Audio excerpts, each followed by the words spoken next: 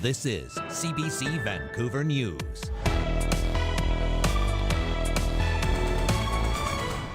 These are our headquarters. This is our safe haven that we've created for the families of the hostages and missing persons.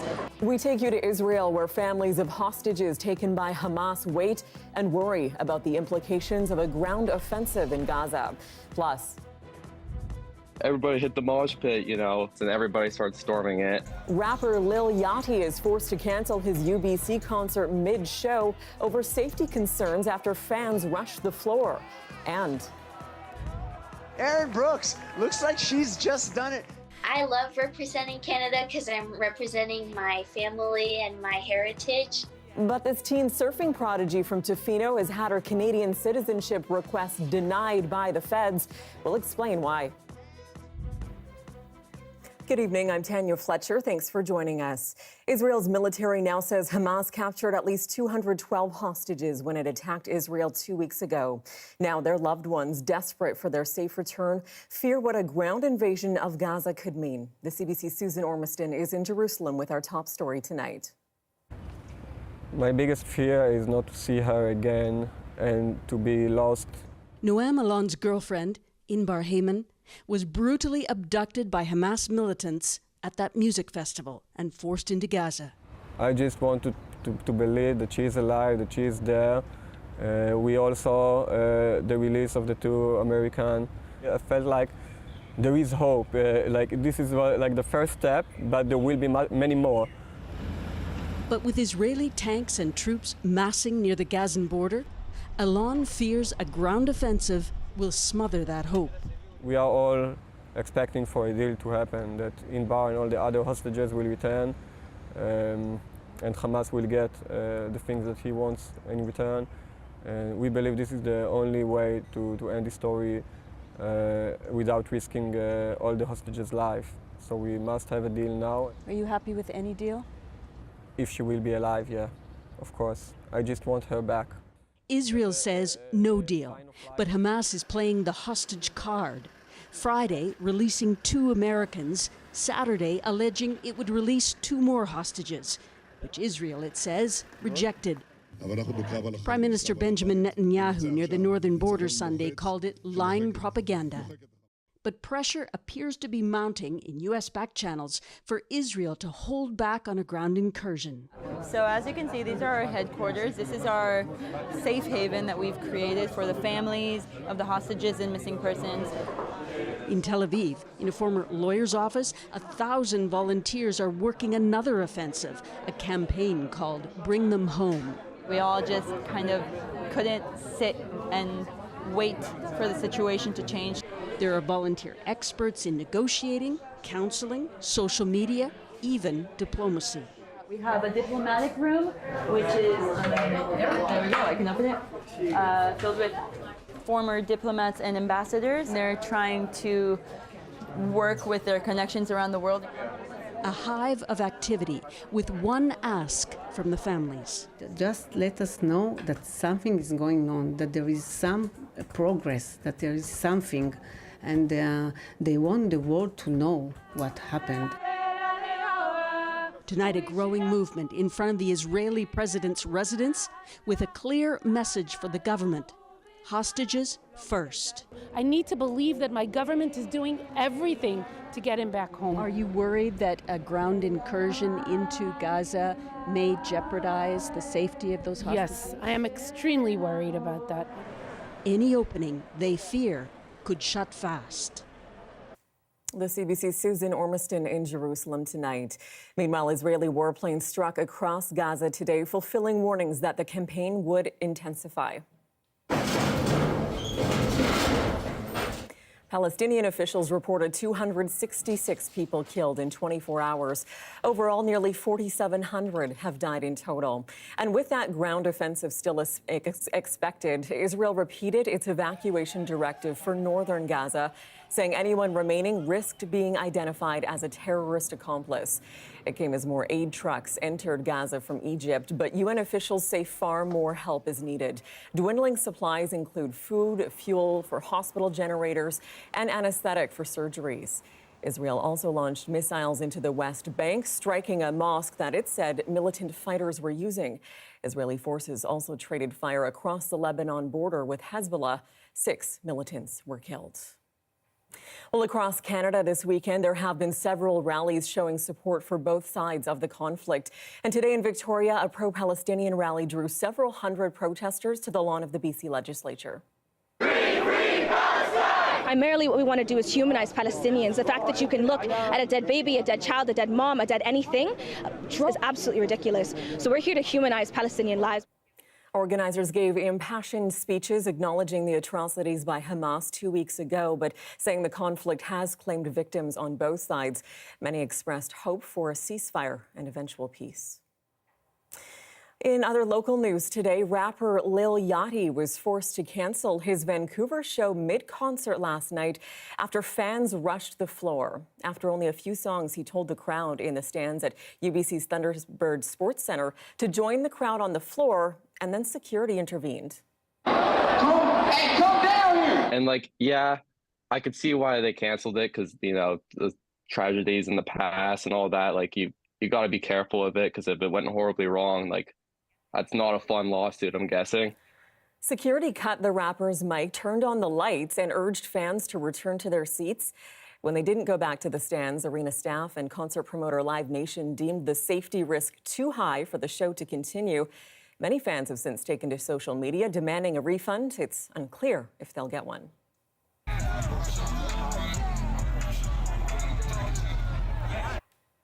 Avian flu has been detected on a commercial poultry farm in Chilliwack. The Canadian Food Inspection Agency is now ordering the entire flock, roughly 8,000 birds, to be euthanized. A likelihood they would all die of avian influenza anyway, so this is the humane thing to do. Avian flu was first discovered on Canadian farms in late 2021. Last year, there was a particularly bad year in BC, and officials are keen to avoid a repeat. Poultry farmers in the Fraser Valley are on the highest level of alert right now. That means changing clothing and footwear when going between barns and also temporarily keeping all birds indoors. Well, BC's new legislation introducing stricter rules around short-term rentals has drawn strong reaction, including anger from some homeowners. But as Saurabh Sandhu is finding out, it's also receiving support from some unexpected places. Brett Mason and Wyatt Dahl have been running an Airbnb unit in their Chemainus home since 2020. Wyatt's originally from the States, so immigrated here and has a lot of family and friends in the States. And we wanted somewhere for them to be able to visit and stay for free. That's why we went with an Airbnb instead of a long-term rental. After the initial success, the couple built another unit in their garden and listed it on the market last June. Our tiny cabin, it's also my home office for work. So I work in it during the weekdays, and then we just rent it out on weekends through Airbnb. But all of that is set to change. On Monday, the BC government announced a new legislation which restricts short-term rentals to within a host's home or a basement suite or laneway home on the property where they live. Brett and Wyatt say they support the new rules. I didn't think it was a bad thing. I don't think it's the only solution. I feel like it's a start. We need more affordable housing. But this is, a step. Yeah, this is one step in that direction. Hopefully a step of many. The province says the enforcement will be done through municipal and regional partners. And all short-term rentals will be required to share data with municipalities. But some advocates say the government needs to sharpen its strategy to get meaningful results. Where the province can really succeed is going after the platforms themselves. Because you're playing whack-a-mole if you go after the hosts, right? But if you go after the platforms themselves, then enforcement becomes much easier. The province says new rules are to target operators who rent out multiple units. Maybe just take a moment and think about the bigger picture and the greater good of housing some local community.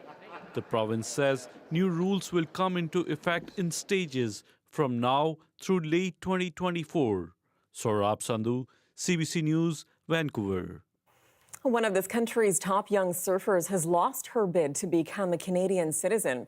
16-year-old Aven Brooks, who lives in Tofino, is widely considered a surfing prodigy.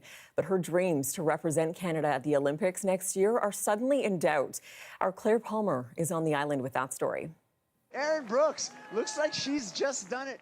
Aven Brooks is proud to have earned Canada its first gold medal on the Challenger Tour in Brazil this week. I love representing Canada because I'm representing my family and my heritage. The 16-year-old was born in Texas to a Canadian-American father. Her grandfather was born in Montreal, but her application to become a Canadian citizen has been rejected.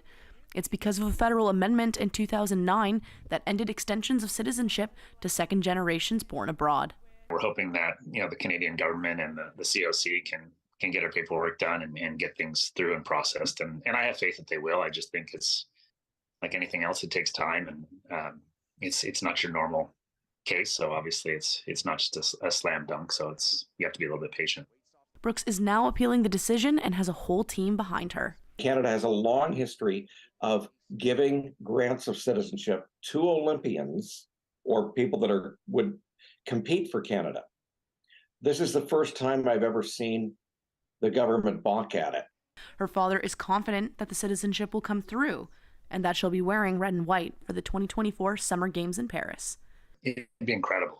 I'm getting emotional just thinking about it. Like the first time Aven did compete for Canada and won a gold medal, watching my 90-year-old grandparents in their Team Canada jackets and hats and my dad and, cousins and aunts, and it's a family affair for us. We're representing a beautiful country that has access to some amazing waves, and there's so many amazing surfers who live in Tofino, and I'm glad to be a part of the Canadian surfing team. Canada has never before qualified an Olympic surfer. Claire Palmer, CBC News, Nanaimo. A beloved BC walking tour showcasing trees from all over the world drew upwards of 250 people for what could be its last tour today. The tour of the former Riverview Hospital has been running for 30 years, but now BC Housing, which oversees the land, is charging the volunteer-run organization $825 per tour. We need it for mental health. We need it for, the environment, the environmental health of our community. And it would be a shame to lose any of it, really. The Riverview Horticultural Society says they are fundraising to try to keep the tours going. BC Housing is in talks with the Kwikwetlem First Nation to outline future plans for the land. Well, hospitals are under unprecedented strain from staffing shortages, growing patient demand, and capacity challenges. But as Janella Hamilton is finding out, a new pilot program in one health region aims to alleviate some of those pressures facing some of the busiest emergency rooms in BC. Really just meeting people where they're at is the goal of it. Don Cowie is a clinical educator and spiritual health practitioner with the Fraser Health Authority. He says it's a privilege to be able to provide comfort and support to people during some of their darkest hours. Sometimes people don't know they're in crisis and they're in chaos. They're stuck in their heads of what's going on. So sometimes that calm presence can help people sort out what they're feeling. He is part of a team of spiritual health liaisons not affiliated with any particular religion. They spend time each week visiting patients at 3 emergency rooms in the Fraser Valley. Cowie works at Surrey Memorial Hospital, home to the busiest emergency room in BC. Often it's just a matter of coming along and saying how people are doing, making sure they're being seen, they feel like they're being seen, and they feel like they are being cared for. Langley Memorial and Abbotsford Regional Hospitals are also part of the pilot project. And it's not just for patients. Staff can also confide in the spiritual liaisons. They also went into our community partners, such as our paramedics, our corrections officers, police, and other occupations that do come through the emergency doors. The program, timely when stresses on the healthcare system are high and burnout is common. Empathy causes us to relate to other people's pain, and we actually do feel each other's pain. And so the staff themselves, they have their own emotional and spiritual crises that are involved with working with people in crisis all the time. A staff member did say to me that the compassion and wisdom and the personable attitude that this spiritual health practitioner gave to the team was like everlasting and did leave an imprint on them. Cowie says compassion can go a long way. There's tons of research that's showing that people who receive compassionate care, even just a few minutes of compassionate care, there will be physical results. He hopes the spiritual health care program will grow in the future so more people can receive holistic care. Janella Hamilton, CBC News, Vancouver. Well, famed BC actor Brent Carver was being celebrated this weekend. Hailing from the East Kootenay, the late artist was being honored by his hometown. Our Corey Bullock is there with more. His absence still leaves a hole in our lives in some ways. Barry Coulter is the MC for an event celebrating the late actor Brent Carver. Originally from Cranbrook, Carver developed a lifelong career for the performing arts. He died in 2020 at the age of 68.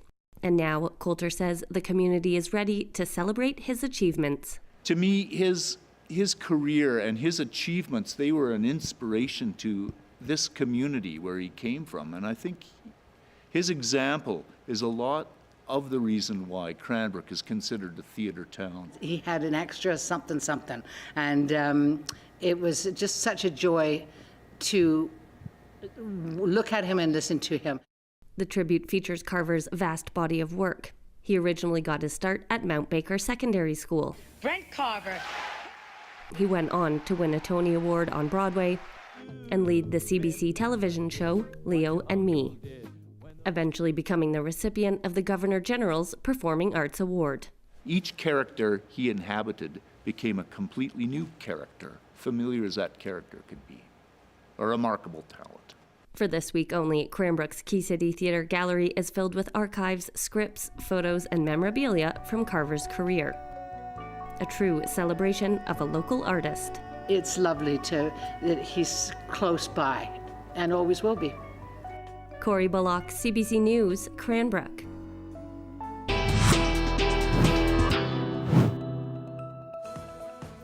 Up next, an early earthquake warning system will soon be coming to your phone. We'll have all the details coming up. Stay with us.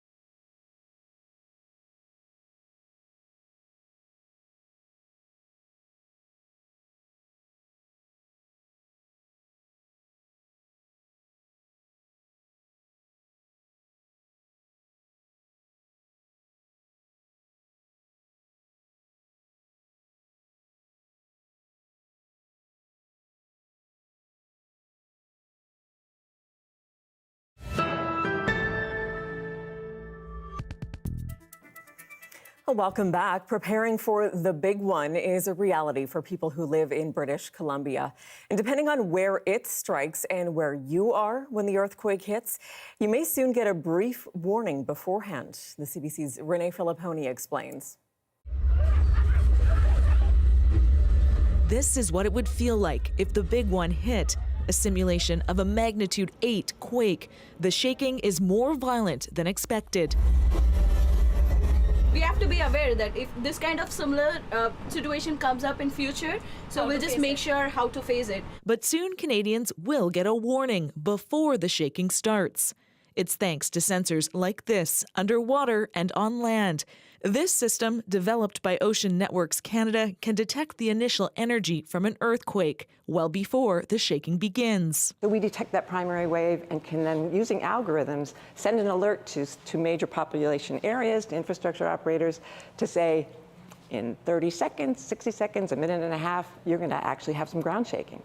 The warnings generated by systems like this will go out to major infrastructure partners by the end of the year. They can take action, such as shutting off gas, pausing surgeries, or diverting planes. So there's many safety things that will actually not only protect infrastructure, but ultimately protect lives. The warning system is already linked up with the SkyTrain system in BC's Lower Mainland. So we get an alert at the control center. Our control operators can then put a system hold on our trains, and that makes customers safer, our staff safer. A nationwide system will start this spring. It would send alerts for major quakes directly to cell phones. This is the Shakeout Earthquake Drill, giving you more time to take cover, potentially saving your life. The Shakeout Drill is now over. Thank you for your cooperation. Renee Filipponi, CBC News, Vancouver. Well, some of the best young ballet dancers in BC have descended on Vancouver, taking the first leap towards a career on the world stage at Canada's National Ballet School auditions. Take a look.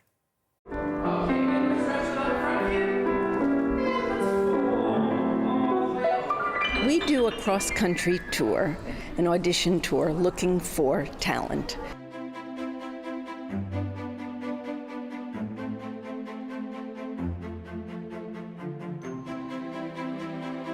Our main criteria is to see their passion and their joy of dance.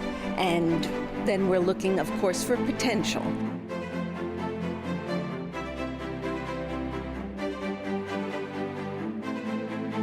We want to see them really strive and really enjoy the rigors of training to be a professional ballet dancer.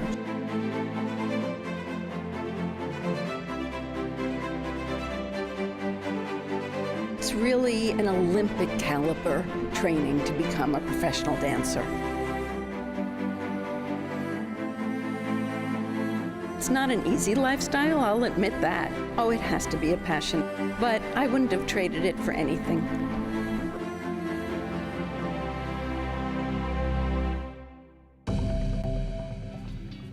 You're looking at a live shot of the Georgia Viaduct with a darkened BC Place in the foreground. Science World lit up in the background. Well, we enjoyed a mainly dry weekend in many parts, but the rain and cooler temperatures are set to return. We'll have your 5-day forecast coming up next.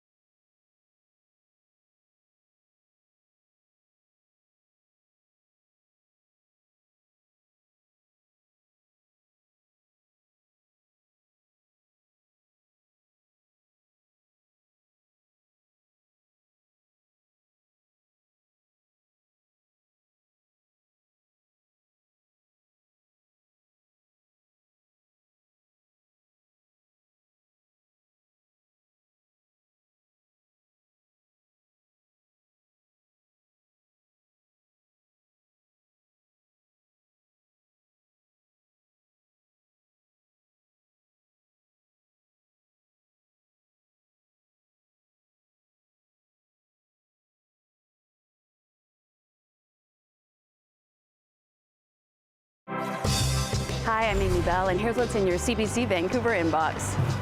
Celebrate the achievement and resilience of women in the workforce with CBC's Michelle Elliott on November 21st at the annual Dress for Success Luncheon. Get tickets and learn more at successluncheon.ca. And stay on top of what's happening where you live with our weekly newsletter. Subscribe today for special programming series, events, and contests at cbc.ca/Vancouver Inbox. And let's take a look at our full forecast, starting with the current conditions. And we are going to cool off in the next few days, but for now we're quite mild around most of BC. We have started to cool off, especially to the north. You can see with our -7 degrees right now in Fort St. John, and that's only going to continue.